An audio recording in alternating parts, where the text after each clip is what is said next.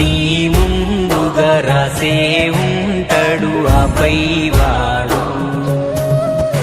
ఈడ ఎవ్వడు లేడు జరగాల్సింది ఆపేవాడు.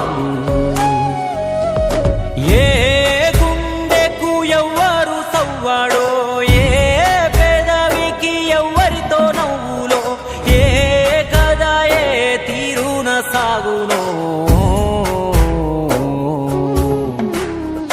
అన్నీ ముందుగా రాసే ఉంటాడు ఆపై వాడు.